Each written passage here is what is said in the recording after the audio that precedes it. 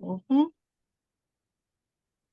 Welcome to East Meets West, and today, as usual, this program is about adding value to everyone that can listen to this program, can benefit from it, and it's having different speakers, different leaders in different countries also being part of this program that give back with their thoughts and experience so that we can also learn.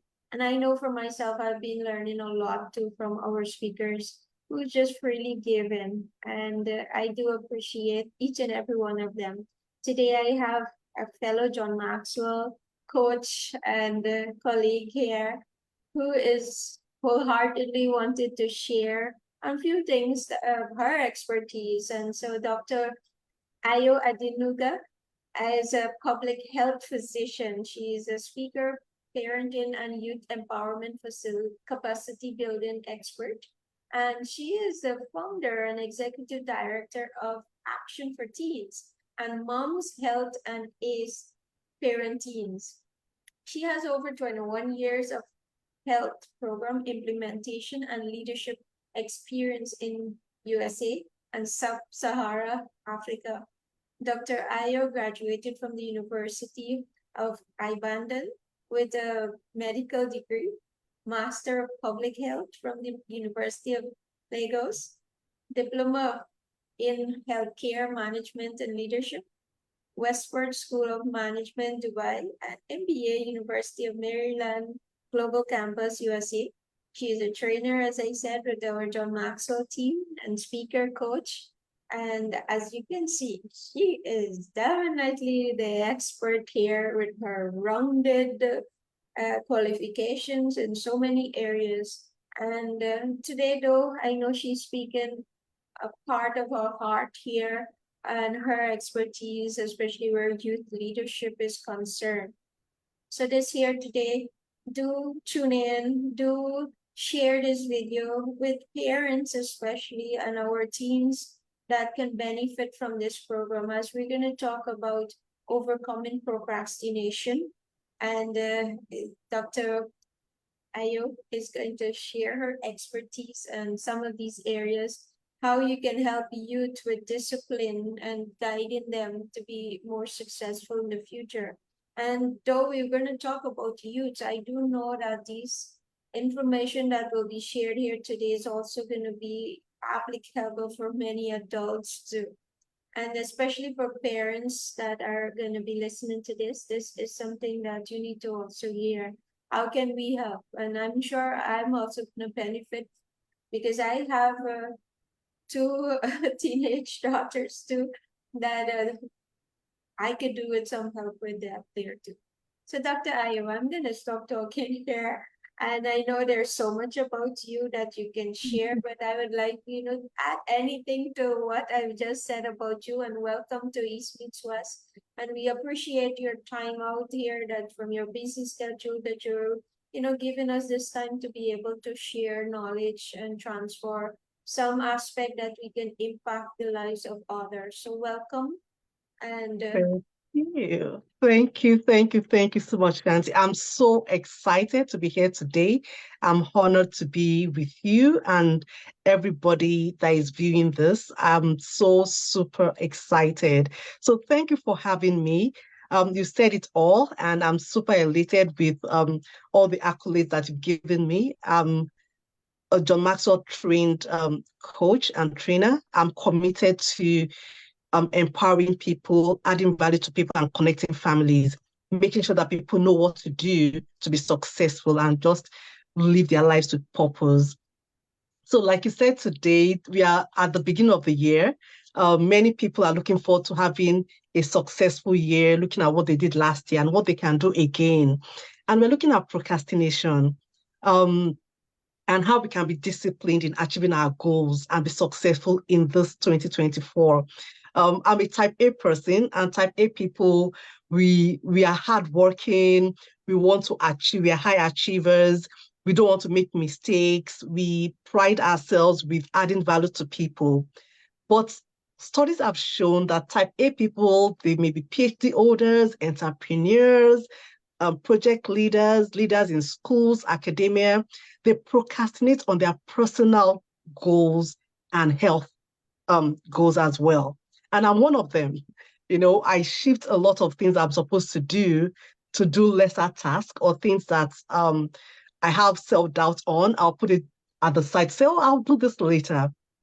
And then it piles up. And then procrastination can lead to anxiety, can lead to self-doubt, can lead to overwhelm. And at the end of the day, we just drop the ball.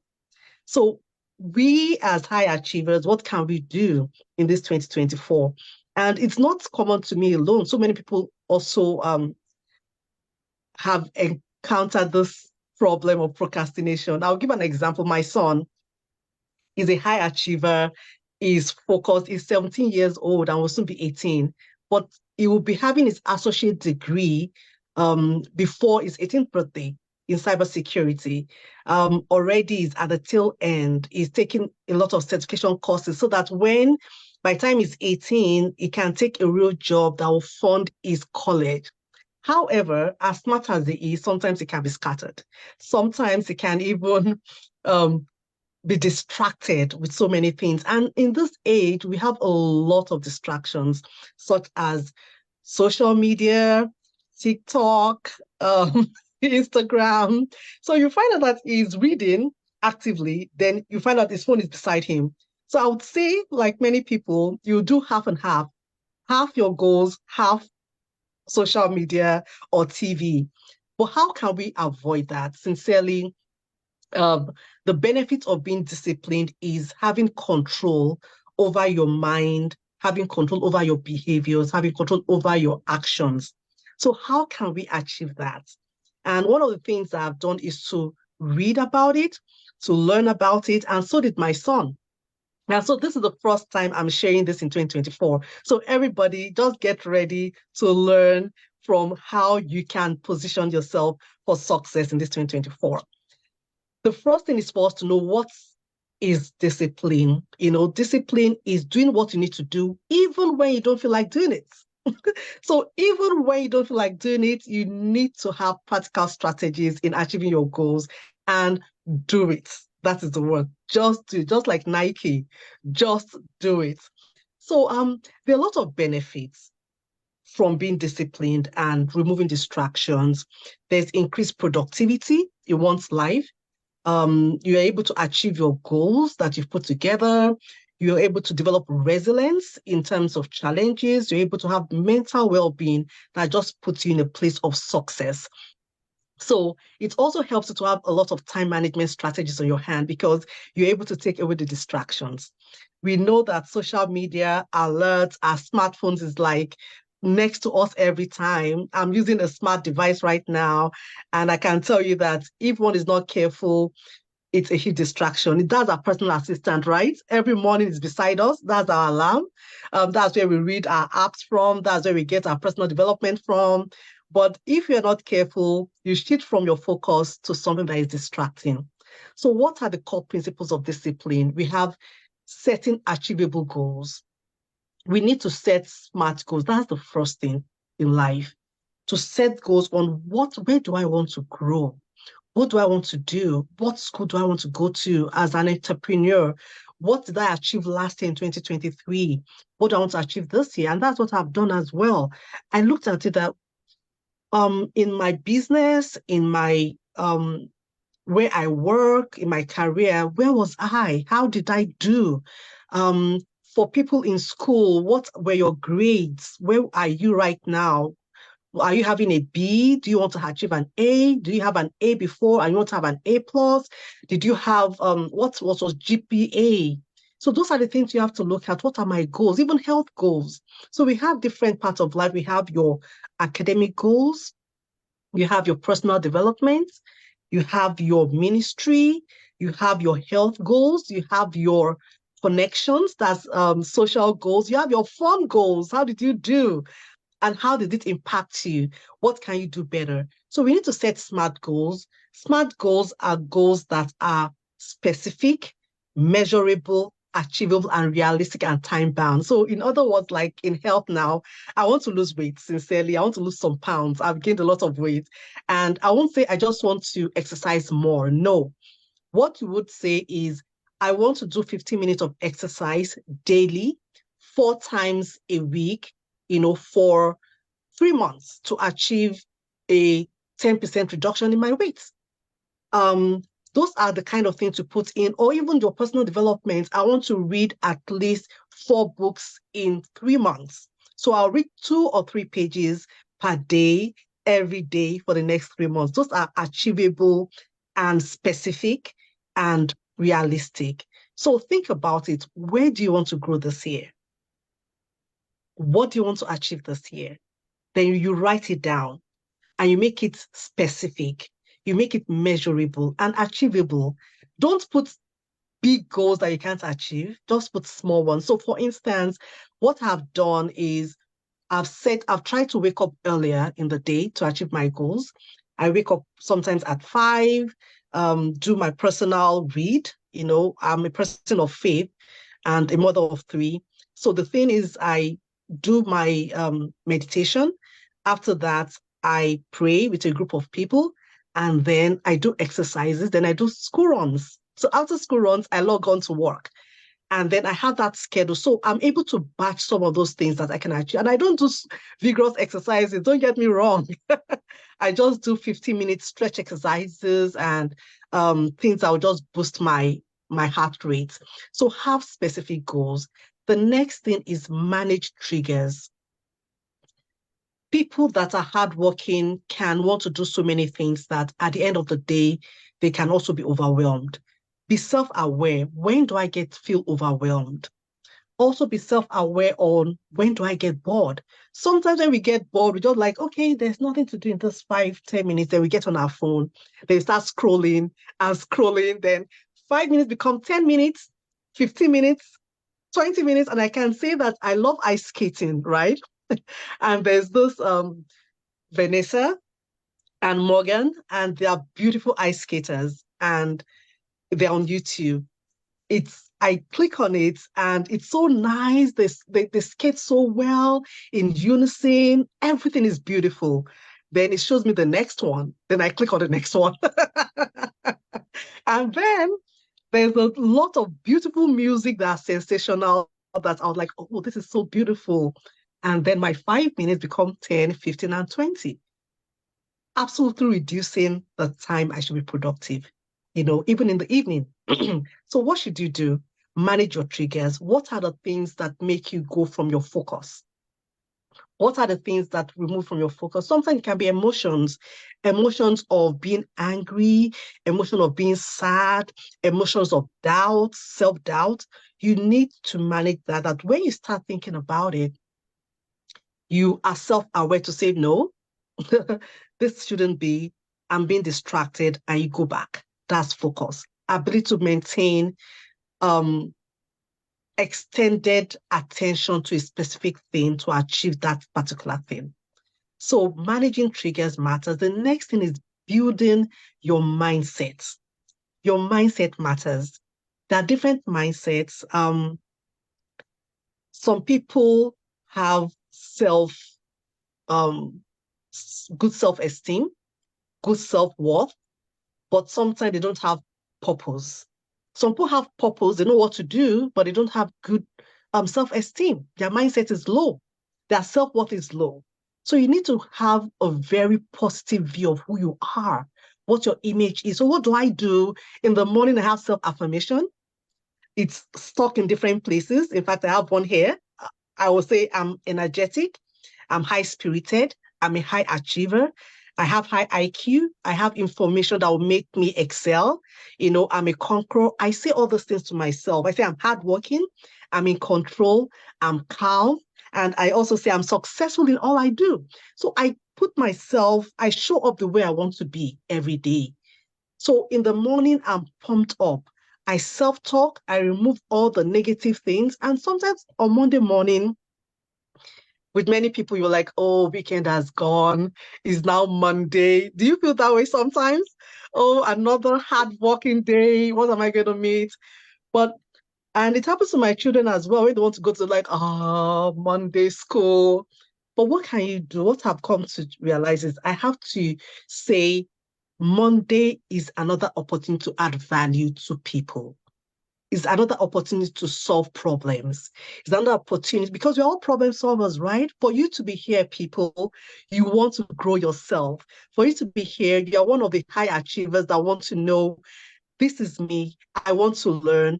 I want to be able to be successful in 2024. So, congratulations for being here. You have to remove those self-doubts, those viruses that comes into our head, those limiting thoughts that makes us overwhelmed and not want to make us move forward. Because many reasons for procrastination, I would say, is not because we are lazy. Sometimes because of fear, sometimes because of self-doubts, sometimes because of what you are speaking to ourselves or what people are speaking to us. What is your boss saying about you? What is your friend saying about you? Is it positive? Is it negative? You have to sieve them out. What are you saying to yourself?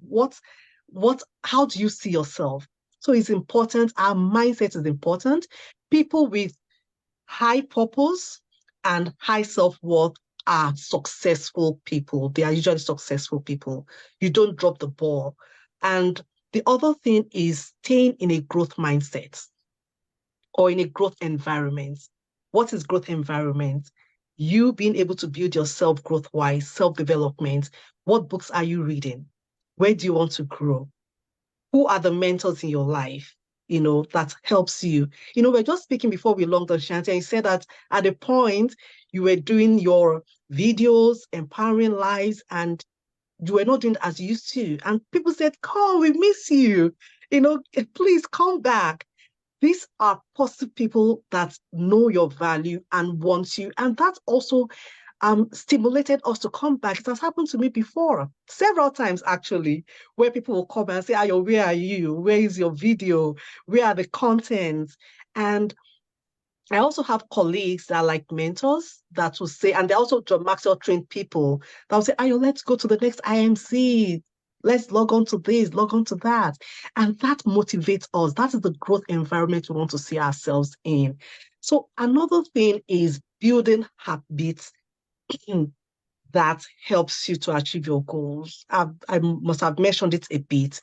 When we say habits, these are daily actions you take based on your goals.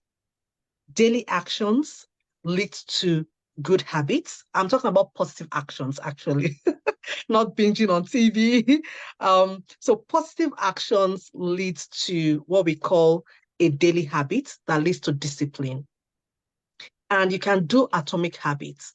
What because when you have atomic habits, that means little habits that you do consistently that lead to a routine and lead to success. So, three things you should put in place. Number one, daily actions. Our daily actions leads to our daily habits. Our daily habit leads to disciplines. This breeds consistency. This breeds results. And this helps to progress towards your goal. So, what are your goals? What do you want to achieve? Where do you want to grow? Put some action items down every time. I have put that down. I've done that this year. Even for fun, I'm like every 2 weeks, I'm going to go on a park, and I'm going to have 1 hour every 2 weeks. I don't have to. I love to travel, but I've not had the opportunity of traveling out of the country. But I'm like, I don't have to travel before I have fun. Where can I have fun, even within my environment? So I've looked at parks around. There are lots. I stay in Maryland in the US, and I'll go to those parks every time. I also have goals with my husband. We're going to go on date night every time. And sometimes it doesn't happen. So what have I done this year? I've changed my goals. Our date night is going to be in the house. We are going to buy something, cook something, put on that TV, come together and just have our time together. So that is achievable. That is the goal. That is building the environment that makes you to thrive, managing your habits to achieve your goals. So I'm going to encourage us today, everybody, that for you to be productive this 2024, for you to have a good time management, for you to be able to achieve your goals, to develop resilience, so that in the face of challenges, you have things already in place for you, for having good mental well-being, then you need to have a system, a strategy of making sure that you are disciplined and achieving that. So thank you so much for listening. I will just allow you to ask some questions and I can give more information. Oh, Dr. Ayo, I could actually sit here and listen to you all the time. There's so much, that what you given there is so much that sometimes I think we overlook some of these aspects.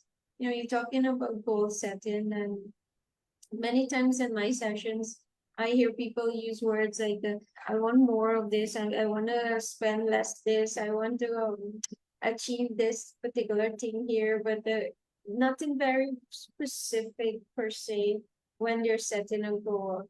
And then the other thing too is that many times it's not something that they set it that they can measure. How do you know you've achieved this thing here? What must you start seeing happening for say yes, I'm on track, I'm getting there, and a time frame too, because many times too we say we want to say maybe we want to be a better parents. How do you measure better, right? And what would better looks like? By when do you want to see yourself in that place?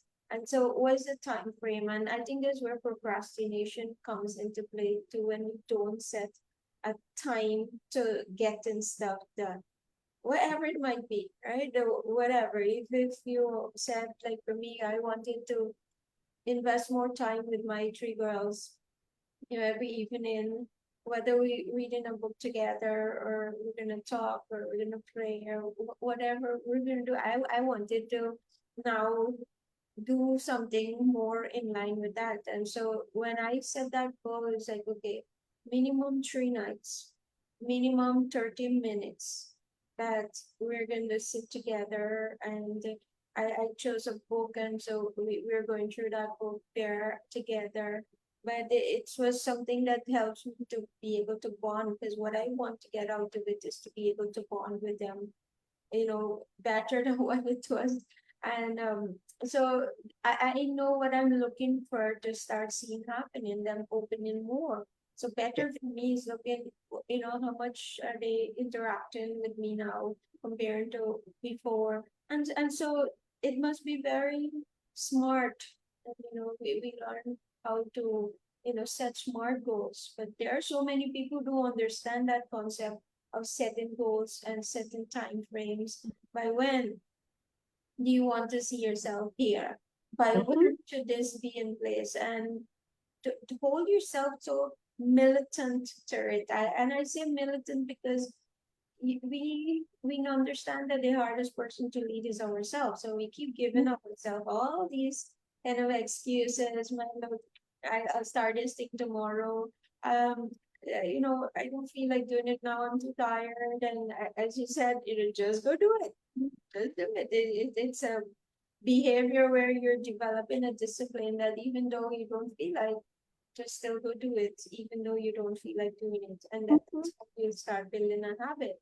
But Yeah. so the things that you said there really stood out. One of the things that you talk about managing triggers, and I start thinking in my head that okay, sometimes I, especially real mental work where finance is concerned, might be doing up some financial statement or something, analyzing something, and then sometimes I get so exhausted mentally, and I tempted to just pick up my phone and just scroll too.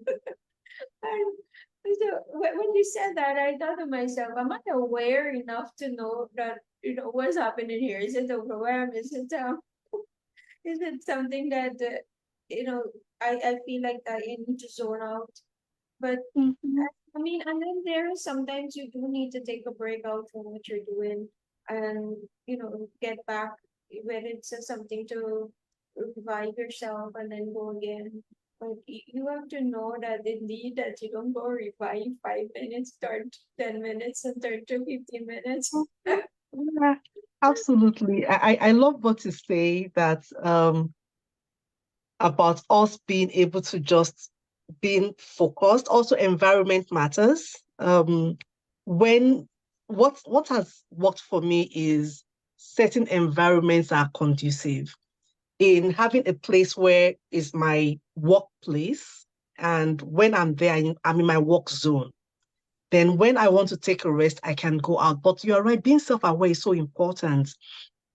And when we are either feeling bored or things, we can change tasks. Maybe you're doing something financial that is really overwhelming.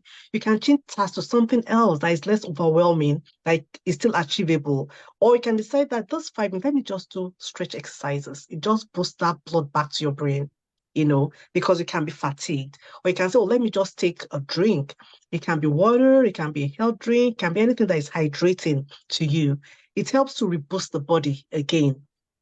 So anytime we are feeling overwhelmed, there's a part of our brain that says, oh, I'm overwhelmed, I'm overwhelmed.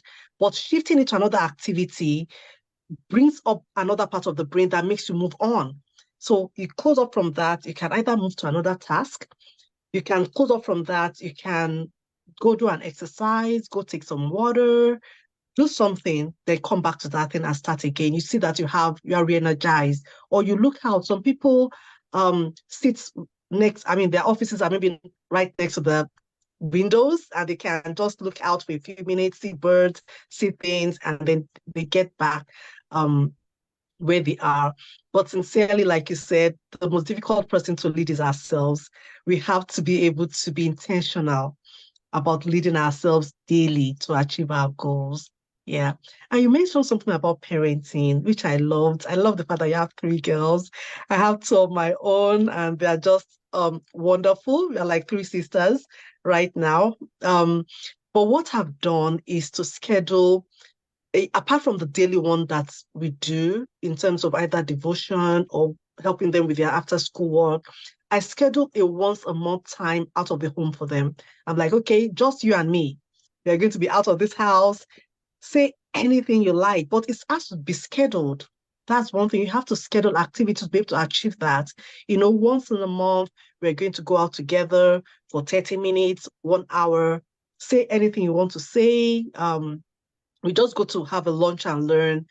We can discuss a book or something that they've learned or something that is dear to their heart. Sometimes they don't even want to say anything. They just want to munch my money and munch my food, out of the house.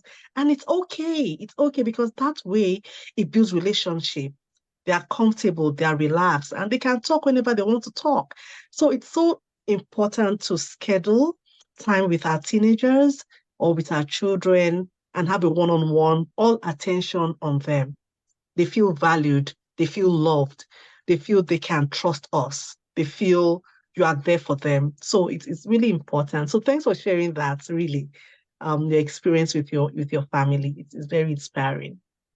So indeed, as we're talking about kids, we're talking about our parenting skills and all of that, as parents, how can we, based on what Dr. Ayo has shared there, that what are some of those things maybe you need to sit with your kids and help them to understand as young teenagers or young adults, where they heading might be, some of the things that, how they see themselves. Yesterday, I was speaking to over maybe 200 students, and we were talking about identity.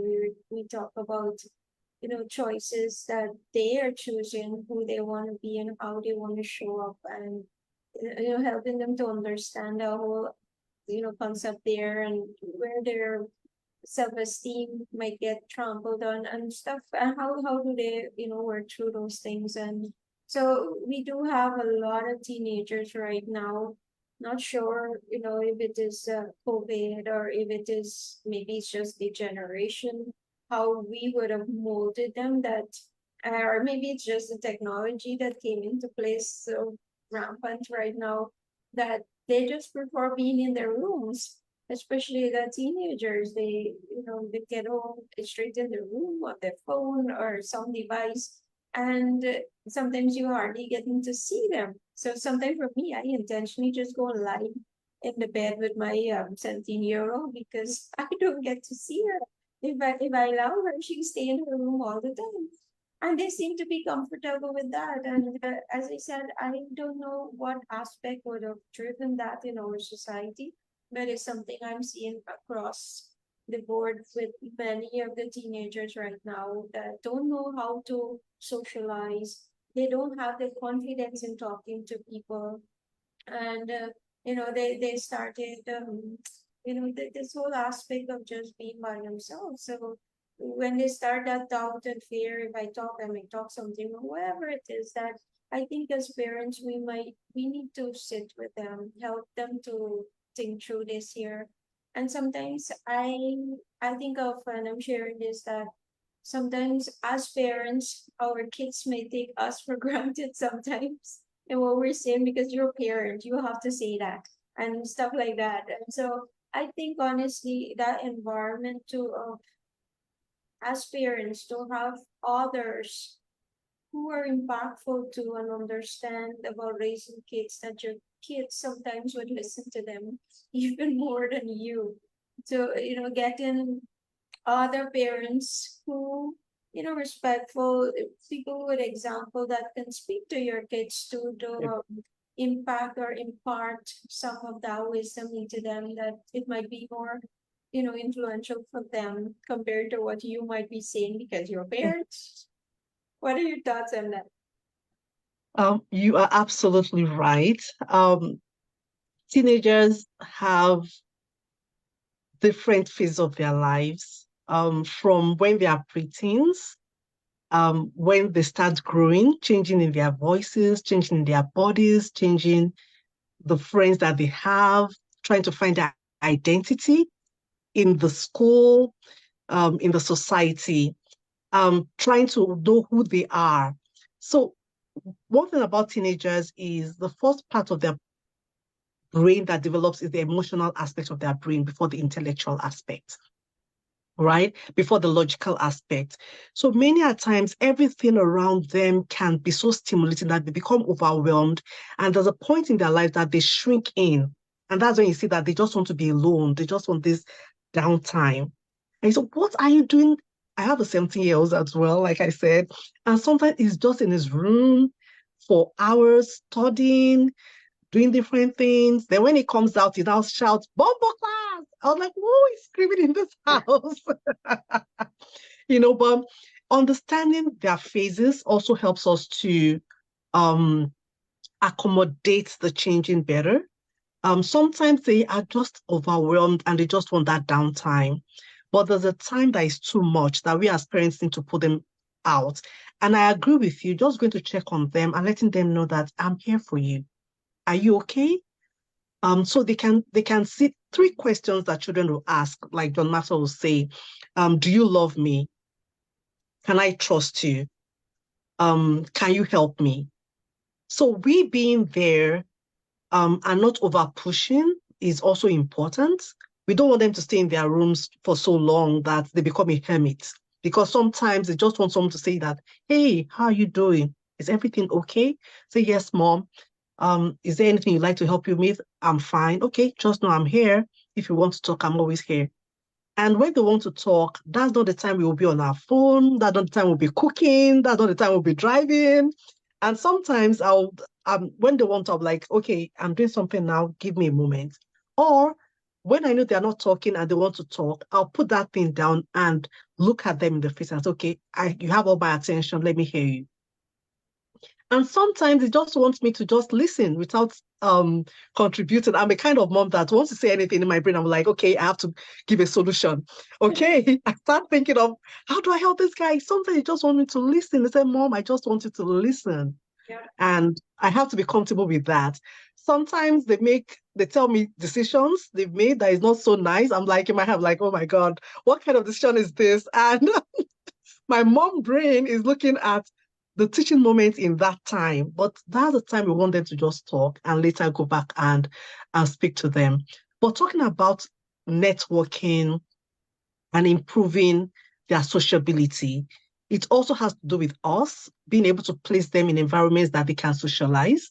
I'm a person of faith, so I do. We do go to church, And then we have small groups for girls, we have small groups for boys, we have small groups for youths that are in college. So when they're within their youth, they're able to interact better and talk and express themselves and have fun. And those are ways that I'm able to see them connect with other people and use their social skills.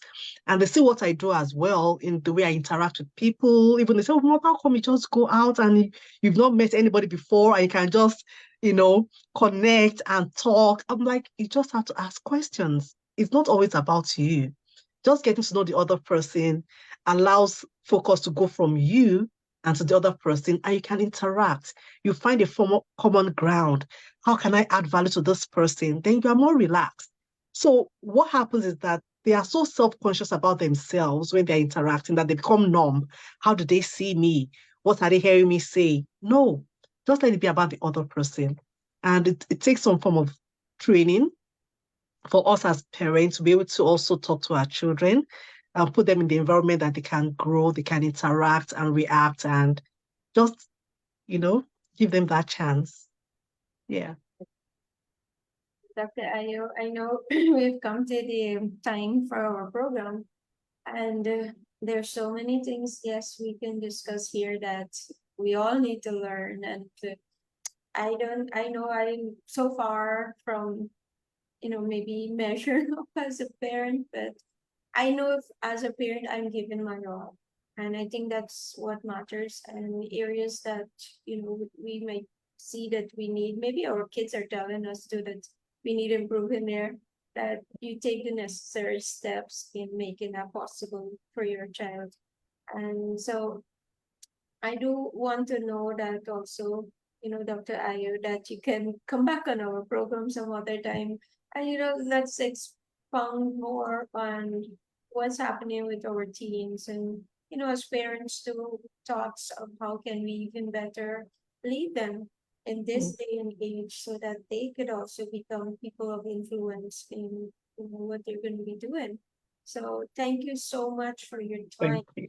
And Thank you. I do appreciate, sharing all the wisdom this morning here. And the our viewers especially, I want to challenge you that share this video, share it with those who can benefit from it. Whatever little thing that you can learn out of what we've talked about here today, what Dr. Ayo shared about, that one little aspect that you can take and transform in your life, maybe as an individual, based on things that help you develop a more disciplined approach to life, to become more a person who act than react, or procrastinating stuff, and the things you want to do in life, that whatever little thing that you could have taken and start doing differently. Also, do share your thoughts, share any questions. Dr. Ayo is going to be willing and myself to answer those questions in the comments below.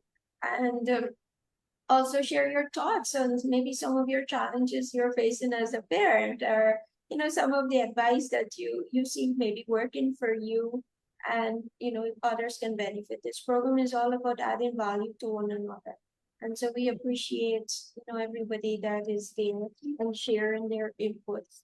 So thank you very much, Dr. Ayo, and do have a wonderful day, and we'll see you all in our next program. Everyone. Goodbye.